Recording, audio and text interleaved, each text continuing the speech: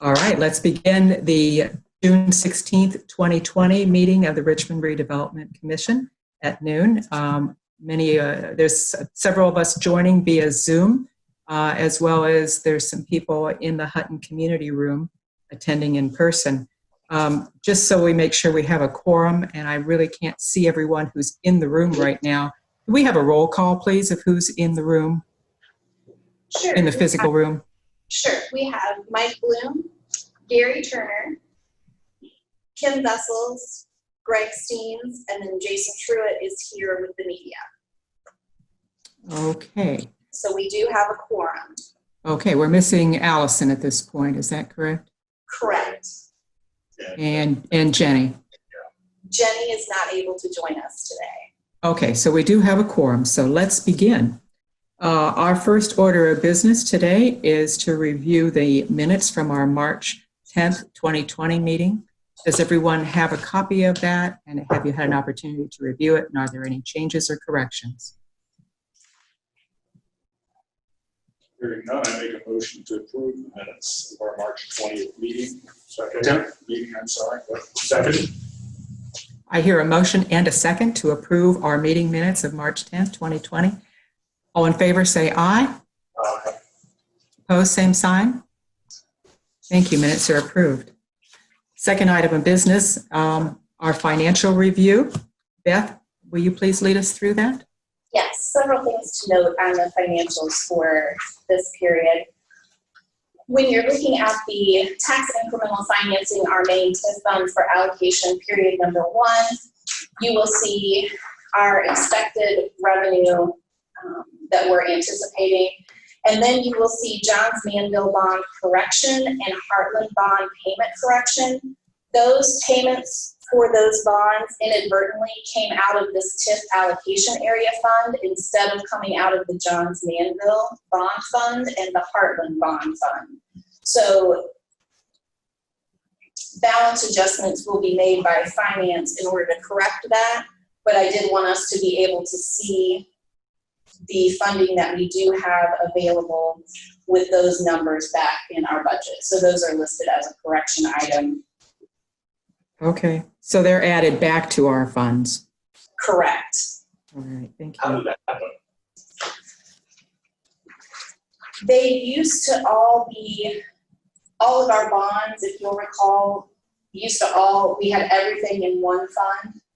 And then in order for us to be able to view everything and see a true accounting for each different fund, we separated Johns Manville out into its own fund and the Heartland into its own fund. But some of the processes in finance didn't have that updated. So it's a wire transfer that recurs. So it's still pulled from this fund. So that correction will be made. So this was an accumulation of. No, those are single payments. Okay, because it hadn't happened before this. It did happen with the last payment. It did as well? Okay. Yes, and we did do a correction. Okay. This is our first large payment for Heartland. They just have finalized their project and everything is up and assessed currently. Okay, very good. So the bond payments that do, when you look on the second page of this one, the bond payments that do come out of here are the legacy TIF bond and the bond for the Carpenter building. So those are the annual amounts. One payment has been made already for the legacy TIF bond. The Carpenter bond, the initial payment, the first of the 2 payments for this year hasn't been made yet. So we have a total available for new projects of $6,248,727.20. And where do we stand on the railroad improvement stuff? The Economic Development Corporation has been in communication with Heartland to determine what their needs are and how they'll be moving that forward, and to remind them that that commitment from the city does expire at the end of this year. That's what I thought. Okay. Beth, it looks like we have some older resolution numbers in here back to 2012. Do we have anything that you recommend for deallocation at this point? Not at this point. The final facade project. That will be more than likely finishing during this month of June. So we will see those funds be utilized as part of that project. And the others, the advisory agreement with Baker Tilly is evergreen, so that's why it still has the 2012 date. Okay. It renews annually. Okay. What are we paying on our bonds, the revenue bonds? What rate are we paying? I will have to look. I do not know off the top of my head. And are those callable? Yes. When the interest rates so low, I was curious. I will get that information. Yeah, that'd be interesting to know what we're paying. Beth, you want to go on to the CTP report? With the certified technology park, the main thing that I wanted to bring to everyone's attention is the rent for the Dana building. We have a lease with the Economic Development Corporation for that building, and they sublease that to a tenant. The tenant has been impacted by COVID-19 and the health emergency, so they notified the Economic Development Corporation as their leaseholder to let them know that they were unable to make those full payments. So we did a modification to that lease, allowing them to pay 50% of their rent payment, and the other 50% will be deferred to the end of the lease. And how long will that 50% lease payment go on? Was that a one-time situation, or will that continue? It's through the end of December. They are not anticipating resuming and ramping back up to full business operations until that last quarter of this year. So we felt that it made sense to go ahead and allow that modification through the end of 2020. January of 2021, it will resume back to its regular lease amount, and then those other lease payments again are deferred until the end of the. So it's just gonna be like a balloon payment at the end? Yes. For the, Yeah. for the 7 Yes. months or whatever. Yes. Makes sense. And are we hearing anything more in regards to the Wi-Fi associated with Center City? We are That remaining obligation? We are not. It would be my recommendation that we de-obligate that $17,000 there. I know that there are other projects for Wi-Fi in the downtown that the city could move forward, that we could utilize those funds. So if the commission were willing to hear that request, we could de-obligate these funds and then bring that new request to the commission. It would basically be some of the same work. It's just be a different organization moving it forward. So we would have to de-obligate that and then re-obligate it in the other, so we might as well. Do you want a motion to that effect today? Please. And is that called M13? Yes. Okay, so I move that we de-obligate M13 of the CTP fund amount of, in the amount of $17,000. Second. Motion's been made and seconded to de-obligate M13 for the amount of $17,000. All in favor, say aye. Aye. Opposed, same sign. Motion passes. In looking at the Johns Manville. Before we move on, Beth, we'll need a separate proposal, will we not, in order to reallocate those funds to a specific project? Correct. We will bring a new application and proposal before the Redevelopment Commission to do that work. Perfect, thank you.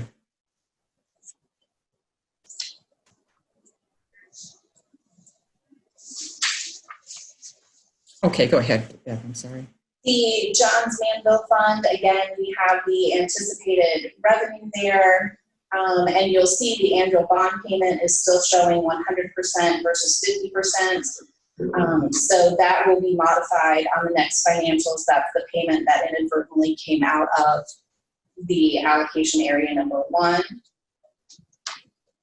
Johns Manville, now that we no longer have an excess tip pledge to Johns Manville, this funding is available for projects that would serve and benefit that area. So we are able to utilize the funding that we have here. The available amount in that fund is $1,429,641.86. So we are able to utilize that funding for other projects. If there were street improvements or other projects, yes. Yes. Yes, Northwest Fifth. As Greg So it would have to be used within that area. Could you clarify that a little bit more? Beth? It has to serve or benefit that area. Northwest. Okay. So Northwest Fifth as a corridor coming from I-70 to that location, it could potentially be education related because that would help with the workforce within that TIF area.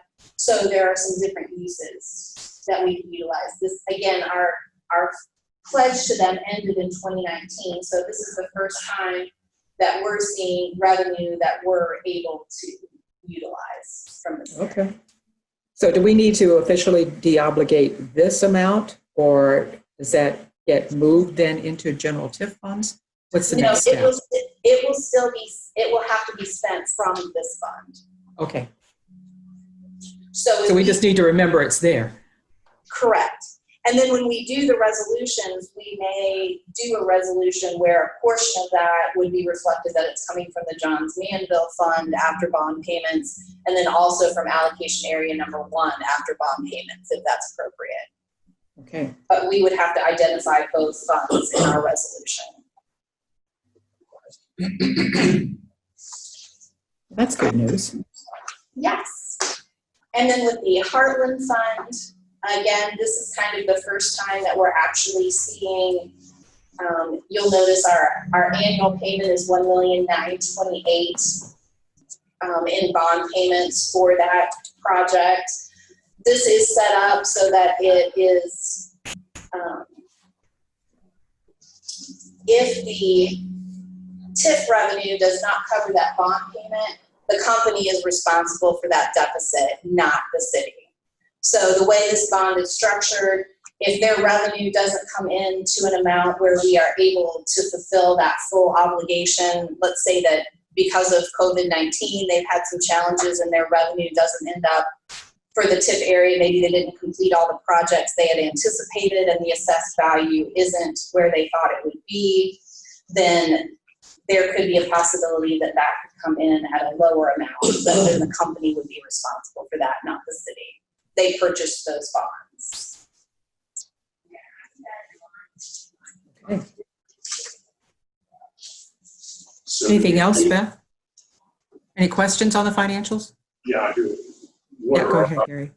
Can we use the 14,000 in any way we see fit, or is Not until we have 100% pledge for Heartland for the first 10 years to bond. That's what- not available like the Johns Manville funds are. okay? And move for approval of May 30th financials. Second. I have a motion and a second to approve the financials. Before we vote, I just want to recognize that Allison Seidel has joined us.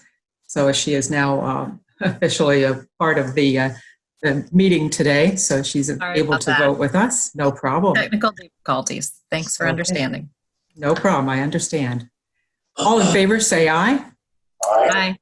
Opposed, same sign. Financials are approved. Thank you. Okay, on to the resolutions that are part of our business today. The first resolution before us is resolution number 2, 2020. And that is a resolution authorizing the expenditures of funds improvements to Jack Elstro Plaza for the amount to not exceed or the lesser of $15,510. And I believe that we have Denise Barrett with us today, joining us via Zoom. And Denise, what can you tell us about this resolution that's new information from when it was first presented in November? Yes, so I just wanted to remind everyone that we met in January and I did a little bit of a presentation on what this shade sale project would mean to Jack Elster Plaza. February 14th, we received a proposal for professional services with LWC as instructed by the commission to do a shade, basically a line of sight study, as well as a structural analysis to make sure that we were doing everything appropriate and that we knew exactly what was going in there and the shade that would be able to surround the actual shade sale project. And we worked with Kevin McCurdy from LWC to present a little bit of a indication with the vendor to make sure we had everything that was requested by the commission. And Kevin McCurdy is joining us representing LWC. He's spoken with Commissioner Gary Turner and has been speaking with the vendor quite frequently to make sure that we have everything we need in regards to the support that was requested. We have met, Kevin and I have met on site, and we've determined that approximate 8-foot height would be best per his recommendation in outlining the conceptuals that we've given the commission, and hopefully everybody has those that they can refer to. And we are going to pretty much double team any questions from the commission to talk through the next steps in order to proceed with this. It would be obviously our hopes that we can move forward so we can get the engineered stamp documents and we can move forward with putting this in Jack Elster Plaza sooner than later. And I would just want to make sure that I do have all the questions answered by the commission, and that Kevin can answer those questions as necessary as well. And I appreciate your thoughts on this and entertaining this option. Thank you, Denise. We had two questions, if I recall correctly, from our last meeting. One was the line of sight, and I see you're going to be addressing that. And the other was the structural integrity of the poles that are going to be used to have the sails mounted upon, in terms of what depth do they need to be in order to be safe from wind and other weather conditions so that it doesn't create a safety hazard within Jack Elster. So can you address both of those specifically? Yes, and that's exactly why we worked with a professional services contract with LWC. And Kevin, can you hear us? Can you unmute?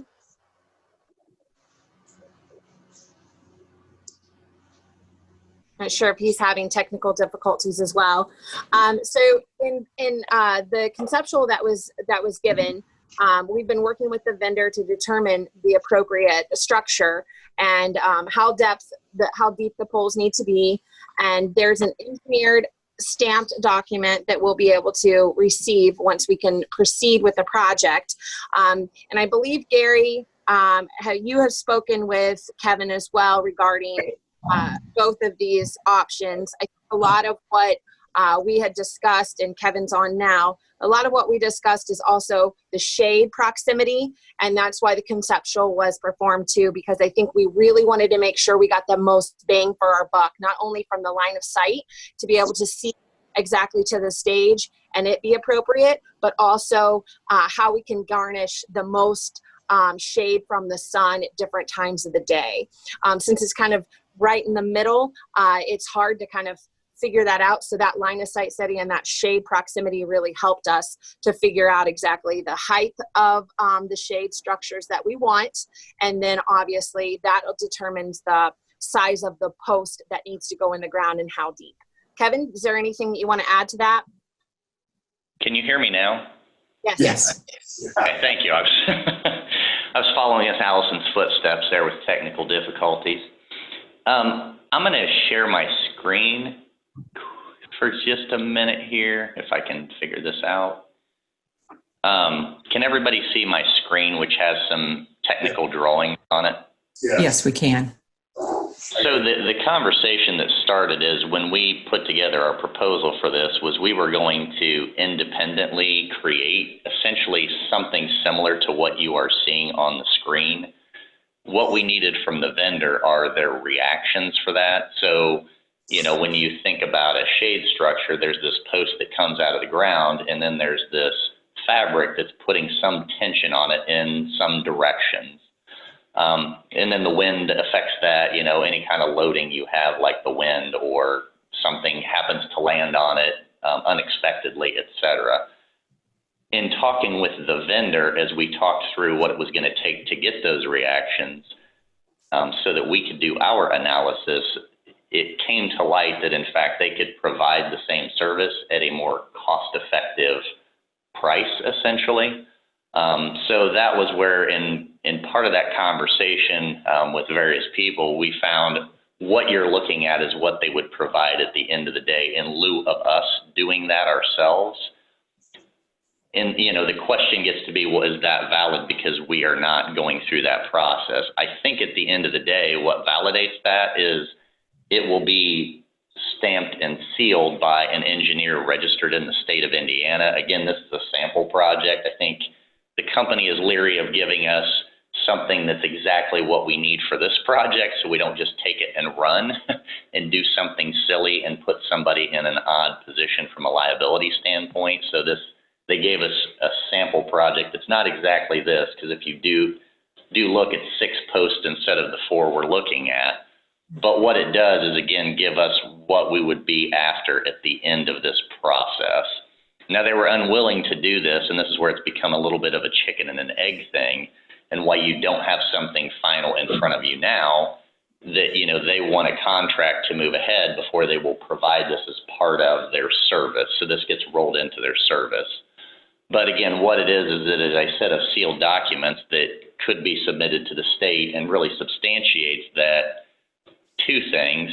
All of the design criteria are met. So this is all of the loading, you know, that would be specific to this area. So, you know, this is not necessarily our area since this is down in Tennessee. The snow loads, et cetera, are actually fairly low for us. We'd be bumping those up by a couple of factors there. But what they're substantiating is they have designed to our criteria that they will list in this area. And then ultimately this here, this is the schedule that gives you the column height, the column size, the footing size in terms of how big around it is and how deep it goes, and all of the reinforcement that's required in there. So essentially we would be recreating all of this information is really the value of what we would be doing, and I don't think that's worth the extra $1,000 to have us do, frankly. I mean, we're more than happy to do it, but given the vendor can provide that at a more cost-effective rate, we felt it was more cost-effective use of taxpayer dollars, essentially, to have them do it. Just look over it and make sure, yes, it does meet all of the state requirements, but there's no reason to recreate this. So that this is essentially an exhibit showing what we would be receiving at the end of the day. It would be project specific, again, to the 4-post shade structure we're looking at. Provide all of the details that are required so somebody out there in the field could see, yes, these anchor bolts are being provided at this spacing, at this depth, and that it meets all of these design criteria for the state of Indiana and the location of Elstro Park. So again, without the contract in place, they don't want to provide the final document. So that's a little bit of why you're not seeing the final engineered documents here. And again, our recommendation would be to go ahead and have the manufacturer do it, because they're going to do it more cost effectively than we would be able to. And that gets the seal from the state of Indiana before installation begins? Correct, because correct? they have to go through this design process before they would actually fabricate any of the posts. Okay. So the conversation we had is there would be, from the day we say go, there would be about 2 weeks to get these documents created. After that, we would look at them and say, yep, that looks like what we want. And the we in this case would be, you know, us looking over to make sure all the criteria are met, and Denise and whoever else needed to be involved, you know, from that side of the world to say, yeah, that's what we thought we were getting with, you know, this post being a foot or two taller, and here's kind of what the look would be. Once we say go, then it's another 4 to 6 weeks to actually get all of these materials fabricated and delivered to the site to start the installation process. Okay. speak again to the liability side. If there's a structural failure, since they're doing it, does that take away Richmond's liability? It'll be on them. Whoever stamps the documents. is So that, and that goes on for a period of X number of years? perpetuity. Oh, really? Yeah. But that, I think that alone is worth the extra $1,000. So, okay. So, Kathy. So did I hear that correctly, that would go on for into perpetuity? Yes.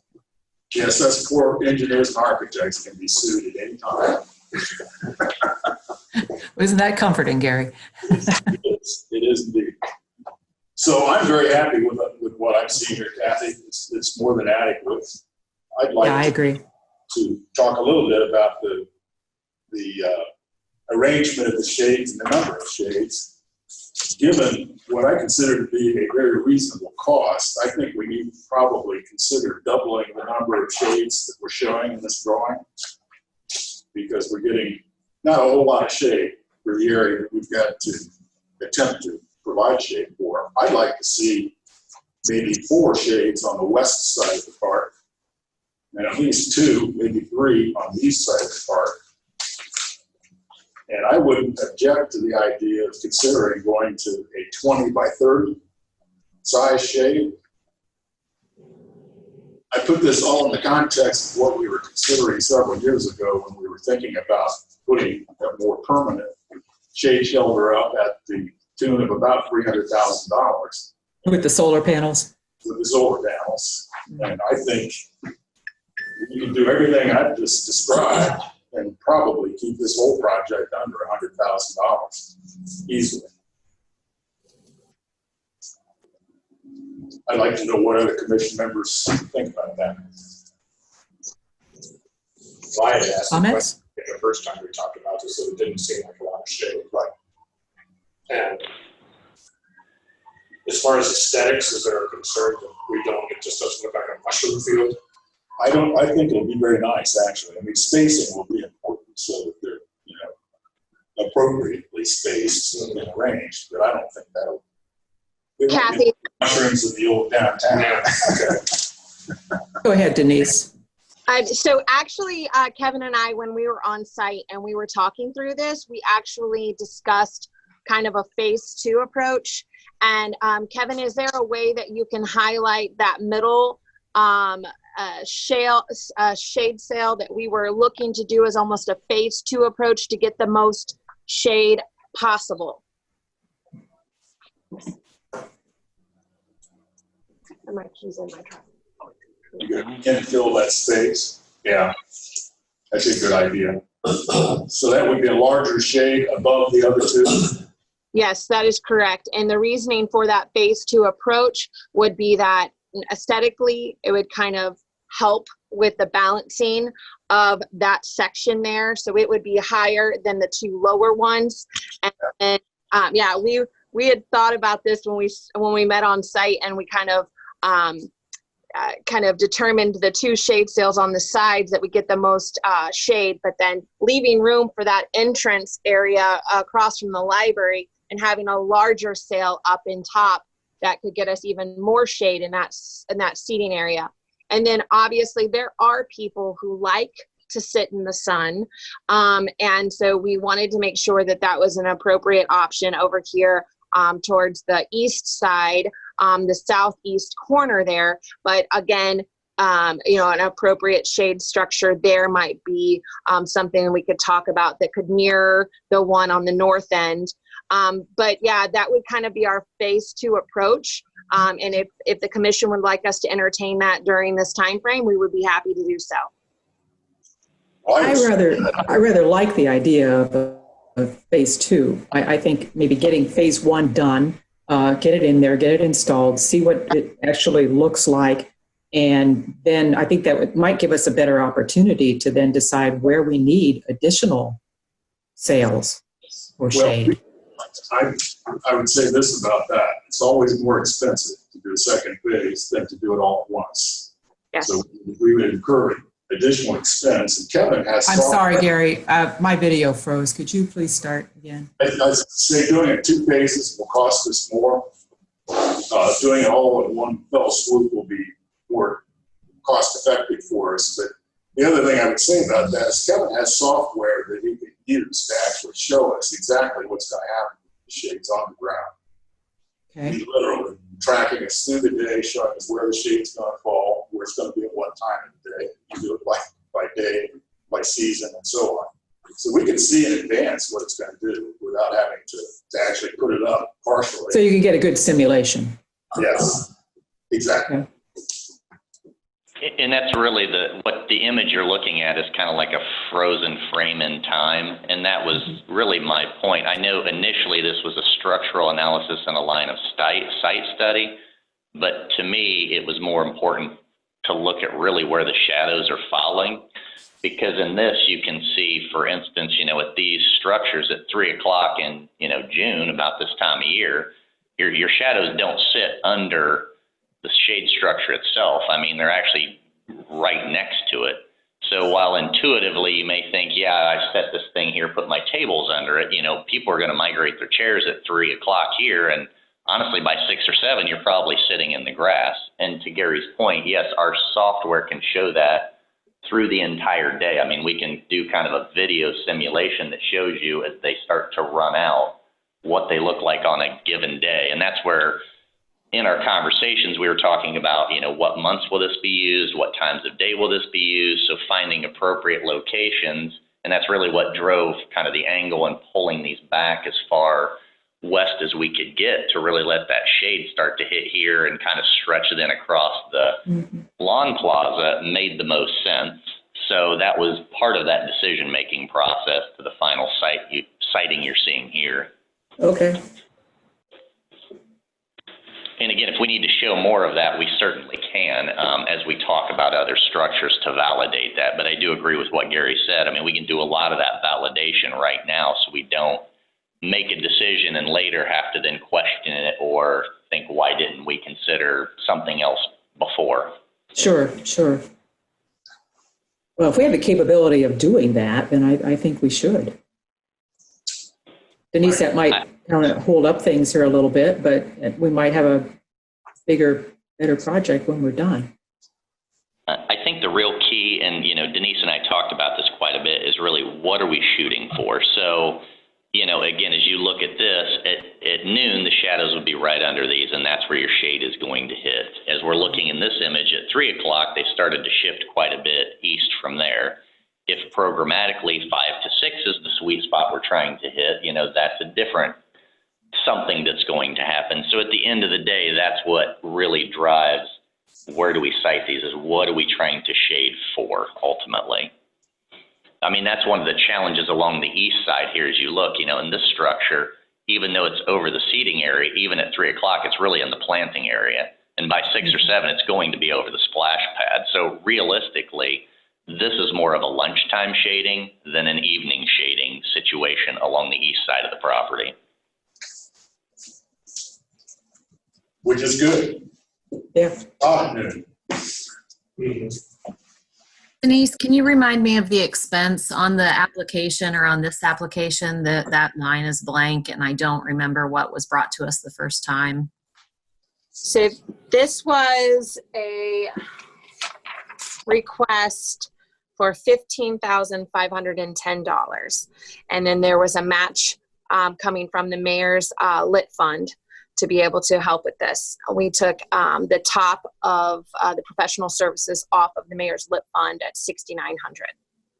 So there'll be a substantial amount left for phase 1 and then potentially phase 2. Now the total, we received 3 bids. And the most responsive and responsible bidder was $39,820. And that was for the 3 structures you're seeing here at the height of 10 feet. So we'll be able to have a little bit of cost savings going down to the 8-foot allotted area that was a recommendation of LWC. And so we'll have a little bit of a cost savings there. But again, taking the $6,900 off, believe that there was, and Beth, you might want to chime in here, Is there $12,000 in the mayor's lit fund for this project? Correct. Thank you. Well, it sounds like the key here is to determine exactly how many sails that we want based upon the type of shade that we want at various times of the day. And whether that's, a total of 5, a total of 7. Denise, I think that's something that you probably need to work out, and then come back to us with that simulation that shows what the shade would be and why we've selected that particular type of Talking about the larger sale, Yes. because these are getting, 20 by 10, and you're saying, what did you suggest? You threw a number out. I said 20 by 30. I'll let Kevin speak to a larger sale in the area. However, I did want to make sure that you understood it was very purposeful where we set these shades and the shades that we requested. And purposeful meaning that we do have 2 outdoor game structures there. And that is the ping pong table, the outdoor ping pong table, as well as the foosball area. And purposefully, the 3 that we had requested over here on the west end would actually be perfect with our outdoor gaming tables that are there. And Kevin's drawing those right now.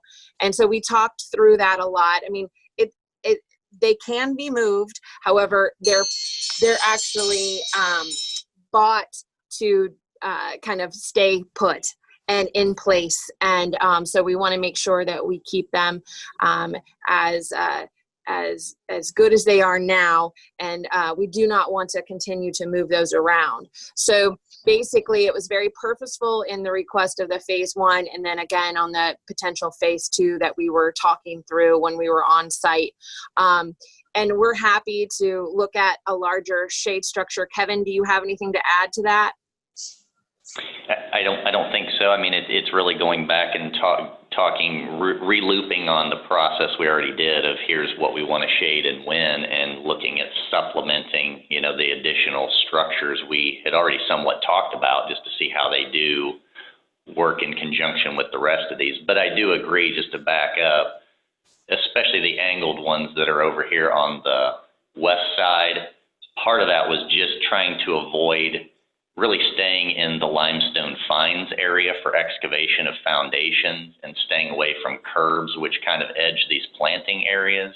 We're actually pretty tight to get these in right now and avoid trees, curbs, edges, walk paths to keep the posts out of some of those walk path main aisleways. So I would agree. I don't know that we have a lot of flexibility on adjusting these. It's probably going to be more in the supplementing with additional that we could be looking at to avoid any further complications. It's just a really there's a lot of constraints. So we're in a pretty tight area there with the ones that are actually proposed already along the west side. I don't see any reason to move those. I don't think anyone had any intention of having those moved. We just would like to think about the possibility of a larger scale shade. I'm cool with the idea of a larger square shade overshadowing the 2 that you've got shown as an alternate to that. I'd encourage you to just go ahead and do that study and bring it back to us and show us what it looks like at the end of the day.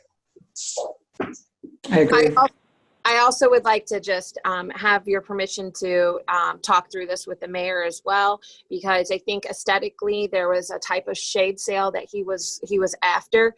We went through quite a bit of shade sales and options, and including bigger options. And sometimes when you have a bigger shade sale option, not only is the shade an issue, but also the aesthetics. It can kind of look like a circus tent, and that's not necessarily the look that we're going for in the area. So I'm happy to talk through that with the mayor as well in our phased approach here, and make sure that we give a couple different options, including the bigger option, and if that is something that aesthetically pleasing to the mayor as well. Sounds fair. Very good. Yeah. Okay, so we will wait for you to come back to us on this one, Denise. Okay, so if I understand correctly, is that we will not be moving forward today. So there would be no contract. It will be next month coming back with a full-fledged option of phase 1, phase 2, all combined. Correct. Okay. Okay. Thank you, Denise. Thank you. I really appreciate your support. Gary, thank you so much. And the rest of the And thank you, Kevin. Appreciate your input on this. Thank you. Okay. Moving forward, next item on our agenda is resolution number 4, 2020. It's a resolution authorizing the expenditure of funds improvements to the CSX Depot within the redevelopment area and for expenditures that shall not exceed the lesser of $50,000. And Beth, are you speaking to this one? Yes. So as the commission is aware, there are plans to develop the gorge area and the former CSX area and the C&O depot there. But with the health emergency and the park master plan is still under development, those plans may be a couple more years into the future before we actually start moving dirt and actually doing those projects. But we need to get a roof on this in order to stabilize the building. So this request before you would be, it does have 2 roofs currently installed over wood plank, so those would be removed. And we would install new underlayment, we would put new dimensional shingles on the roof, also include installing new gutters and downspouts as part of this process as well. So that is what this request is for, is to go ahead and stabilize that by putting a new roof on so that we can secure that so there's no further deterioration or damage, so that when we are ready to further develop that area and to move forward, that this building will be an option for development at that site. So, If I recall correctly, and driving by there, this structure currently has a pretty significant hole in the roof right now, does it not? Correct. So this is something that really is required in order to stabilize the building and make sure that no further damage is done. so question about the gutter system, do they contemplate replacing rake boards, maybe soffit? Yes. Yes. They do. So they're really gonna button up the whole The whole structure. Okay. Yeah. Great. So the process that this would follow is we're here before the commission initially because with the purchasing process, before I can put a bid out, I have to secure the funding in order to let that bid. So I'm here by the commission without actual final numbers yet, because with the purchase process, if we request bids or quotes or estimates from a company, then when you go into the bidding process, that can potentially provide them with an unfair advantage when it actually goes to bid, because they've already seen the criteria and they're already aware of what's going on. So for this process, we're coming to you to request these funds, then we will put the bid specs out and we will bid the project. We do anticipate that it'll come in within this budget based on information that we have, and then we'll go ahead and complete the project. But you're not expecting it to come anywhere close to the $50,000? What's your gut feel on it? I believe that it will be under that. I think a lot of it's going to depend. Some contractors are busier than others at this point due to the current health emergency. So I think we'll just see when we go to the bidding process. I think we should be able to get a good bid because of the timing. Very good. Questions? I move for approval of resolution 4, 2020. Second. I hear a motion and a second to approve resolution number 4, 2020 for $50,000. All in favor, say aye. Aye. Opposed, same sign. Motion carries. Thank you. Thank you.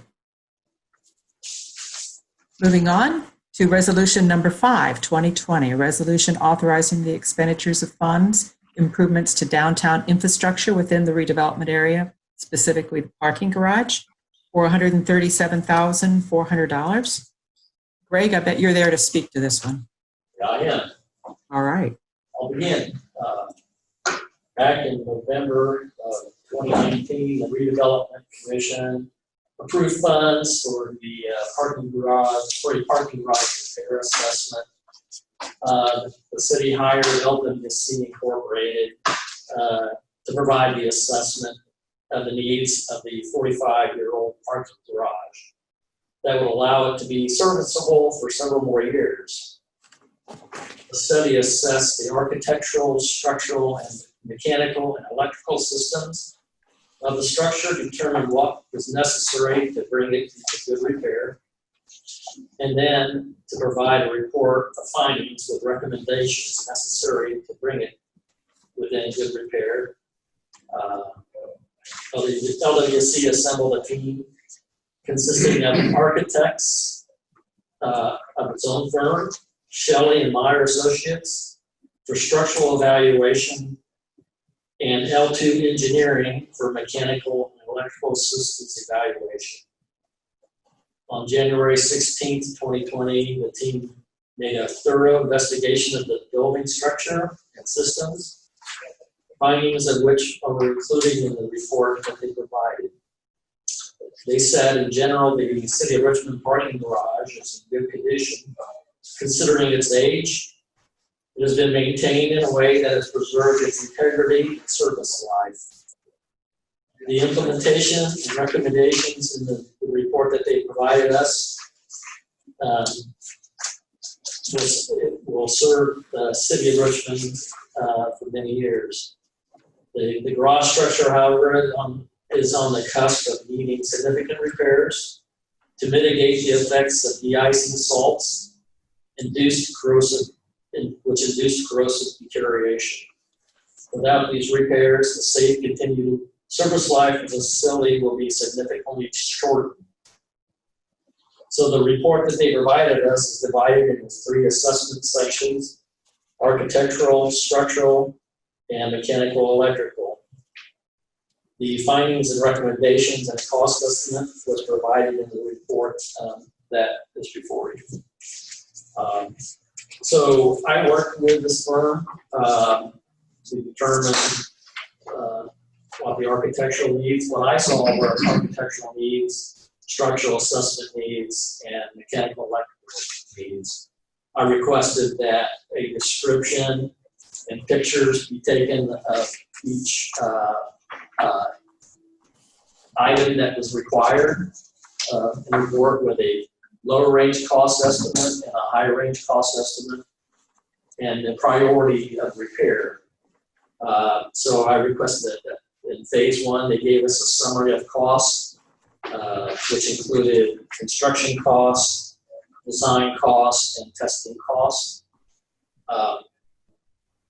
I would recommend that that we proceed with phase 1 and phase 2 of design. Similar to what Gary said, it's cheaper to go to do 2 phases at one time versus breaking them out.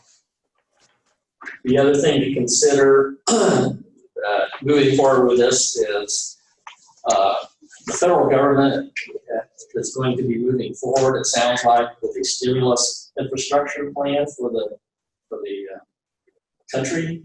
In fact, today, I think President Trump came out with a proposal of $1 trillion. The city took advantage back in 2008, 2009, when stimulus funds were provided, and we received a few $1 million of stimulus funds for road projects and road projects, and also, I believe there were other projects the city did. I wasn't involved in those. So my recommendation is to provide that the Redevelopment Commission provide funds to begin the design of these infrastructure improvements that were provided in the description by LWC. Total amount of funds requested is $136,900.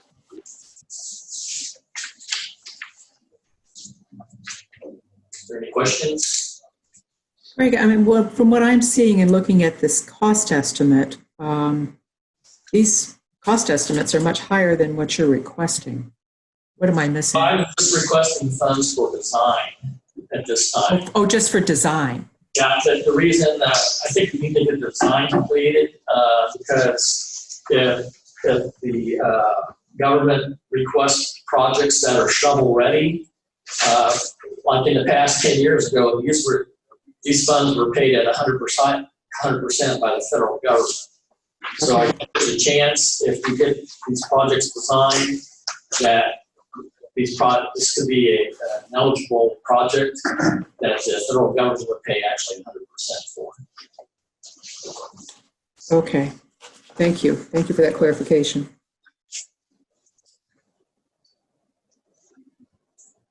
Additional questions? I guess my other question, the resolution is for the 137.4, which is $500 more than, like you said, what's that $500 difference? That could have been a mistake. So that's what's on your application is 137.4. Well, the one we're requesting is the high range. I haven't negotiated with the firm yet to provide these services yet. Okay, so well, that's fine. I just we was, should be fine. oh yeah, I see this. Okay. I have another question. I move to approve Resolution 5, 2020, as presented. I'll second. Motion's been made and seconded to approve Resolution number 5, 2020 for $137,400. All in favor, say aye. Aye. Opposed, same sign. Resolution passes. Thank you. Thank you. Thank you, Greg. Moving on to Resolution number 6, 2020. This is a resolution authorizing expenditure of funds, improvement to the downtown area, specifically the property at 1200 East Main Street for $230,000. Beth, are you speaking to this project? Yes, thank you. This project, as you're aware, we have the unsafe, vacant, and blighted structure formerly known as the Bradford Apartments at 1200 East Main. That property has had multiple owners and has been through multiple tax sales and is becoming available at the commissioner's sale on June 25th of this month. We have worked with the commissioners to pull that from the commissioner's sale and allow the city to purchase that so that we can demolish that structure and remove that unsafe and blighted location.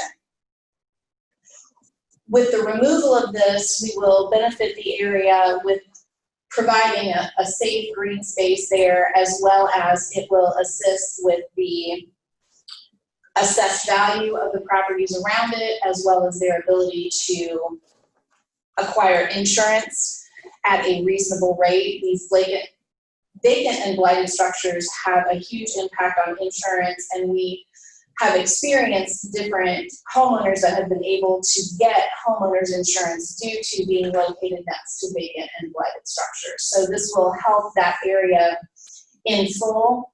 We are planning to do structural analysis of the building to ensure whether or not architectural salvage can be completed from the building. There are some potentially significant architectural features within the building that could be salvaged. But at this point, we have to check the structural integrity of the building to ensure that it's safe for a group to go in and do architectural salvage in the building. So we would potentially allow the architectural salvage prior to demolishing the building. That would be our preference, if that's a possibility. And some of that architectural salvage, we would make a little money on, or is it just, we'd rather just take it? Just allow it to be rehomed. Okay, and assuming that we go through with this, how quickly will that building be coming down? Do you have a feel for that? Within the next, once we acquire it, probably within the next 60 days. I'm sorry, when, Beth? I couldn't hear Within you. 60 days after acquisition. That'll allow us to get those barricades off of the sidewalk. We'll be able to get some potential sidewalk repair in that area and just really, really clean that up. Who will be going in to consider the architectural salvage? We have not done that yet. My first thought goes to neighborhood restoration because they have been doing rehabilitations on other historic homes, and there may be pieces in here that would be appropriate for those locations. Great idea. Allison, you had a question? I was just wondering what kind of feedback we've gotten since this was a Hazacoster building, right? So just kind of what kind of feedback we've gotten from the historic preservation world about this building, because I know it's been an ongoing discussion about whether or not it comes down. Can you bring us up to speed as to what that discussion has been with other? We did have Indiana Landmarks did reach out with the potential indicating that their preference would be that this building would be saved. Unfortunately, they don't have the funds or a developer that has the ability to do that and to save the building. The previous owners, the last 3 owners of the building, have actually had that thought that they were going to restore it, and then once they got in there and realized what the actual cost to restore that building was going to be, it didn't financially make sense for them. So I don't believe, we have not had anything within the last 30 days. We haven't had any comments or any inquiries coming to us regarding wanting to save the building or someone wanting to step up and develop it. Do we know What's the interior structure like right now? Is it considered unsafe? Do we have mold problems in there? What kind of issues would someone face if they were even thinking about to restore it?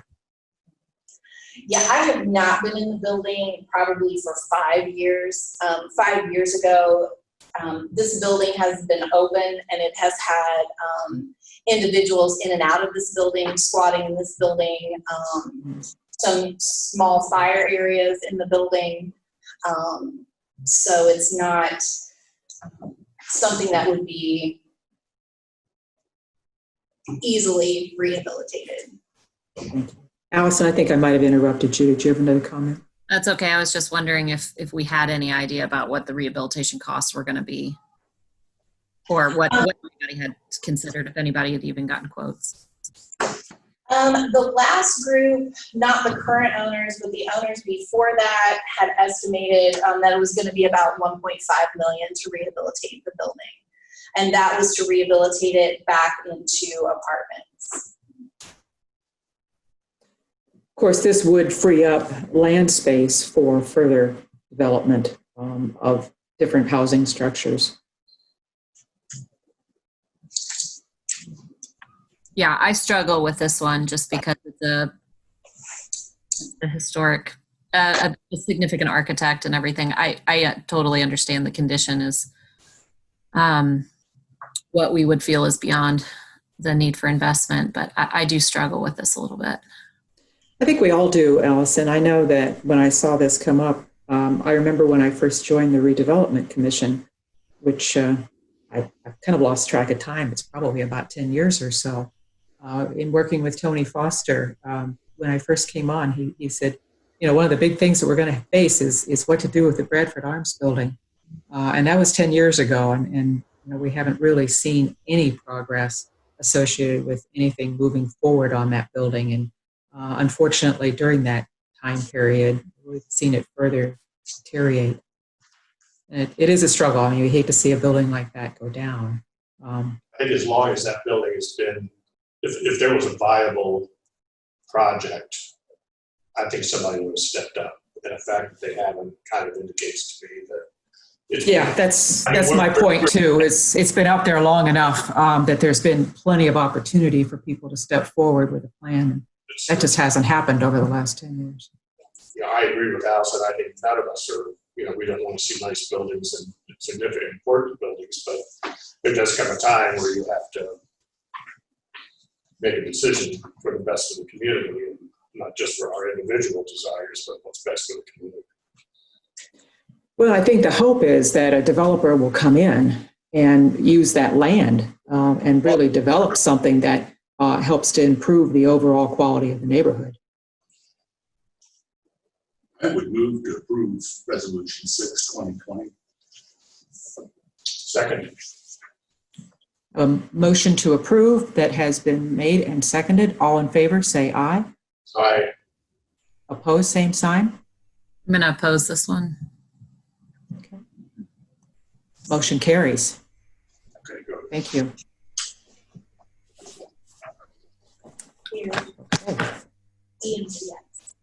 And that is everything that we have on our agenda.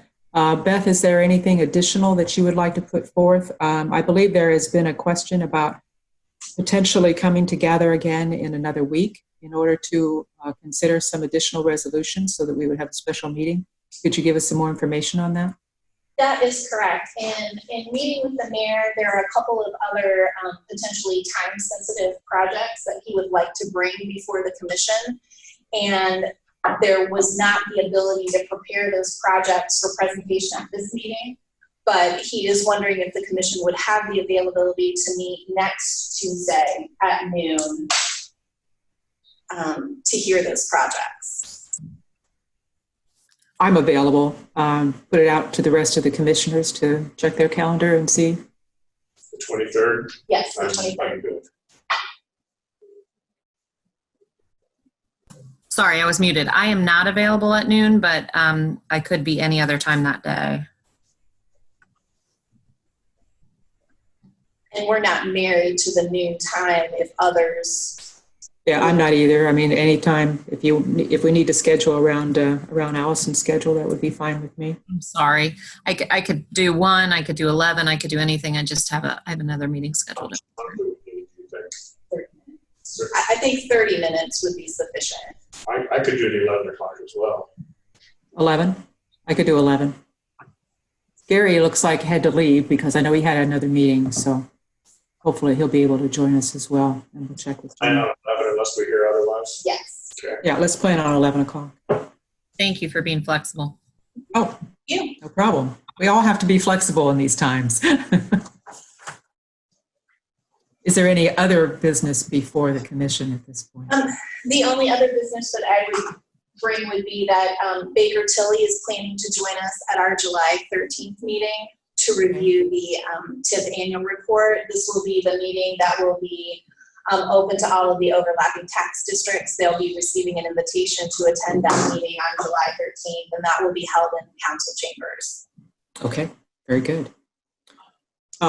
Just a matter of housekeeping here, Beth, since we do have people attending remotely, how would you like for us to sign these resolutions? Would Joyce just be the point person for getting signatures electronically and sending that around? Yeah, even if the resolutions are signed separately, as long as they're all signed, and then we can take care of coordinating the hard copies for the vault. But if you want to either email them to Joyce, or I'm not sure if you guys have a fax machine, but I think email scanning would probably be the best option to get them all signed. Okay, we'll have Joyce coordinate that.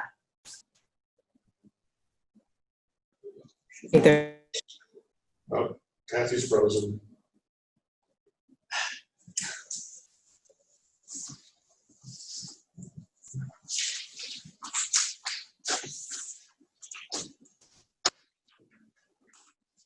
Well, maybe Mike's streaming some video game or something, using up all the bandwidth.